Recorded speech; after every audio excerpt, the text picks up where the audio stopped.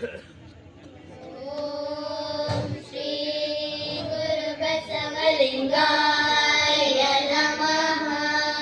ಪ್ರಥಮಂತು ಬಸವಣ್ಣ, ದ್ವಿತೀಯಂತು ಲಿಂಗವು, ತೃತೀಯಂತು ತತ್ವ ಬ್ರಹ್ಮಾಂಡವೆಲ್ಲ. ಅಕಳಂಕ ಗುಣನಿಧಿ ಚಿದಾನಂದ ಬಸವಂಗೆ ಭಕುತನಾದೆನು ಗುರುವೆ ಯೋಗಿನಾಥ.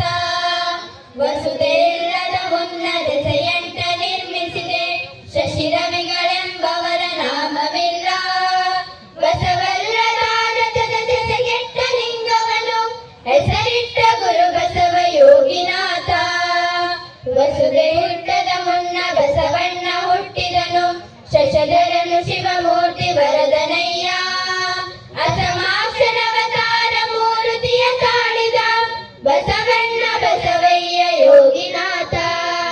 ತ್ರೈಭುವನ ತ್ರೈಲೋಕ ತ್ರೈ ಜಗವ ತ್ರೈ ತತ್ವ ತ್ರೈರೂಪ ತ್ರೈಭಾವ ತ್ರೈಶಕ್ತಿಯ ತ್ರೈಗ್ರಹವ ತ್ರೈಲಿಂಗ ಮಾಡಿ ನಿಂದನು ಎನ್ನ ತ್ರೈಮೂರ್ತಿ ಬಸವನೈ ಯೋಗಿನಾಥ.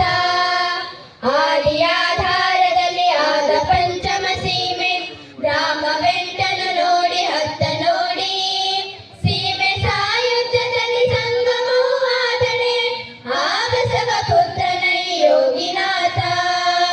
ಬಸವನೇ ಜಗದಾದಿ ತತ್ವಕತೀತನು, ಬಸವನೇ ಪರಬ್ರಹ್ಮ ಸ್ವರೂಪನು. ಬಸವನ ನಾದಿಲಿಂಗ ಬಸವನ ನಾದಿಚರ, ಬಸವನಿಂದಧಿಕ ಉಂಟೆ ಯೋಗಿನಾಥ.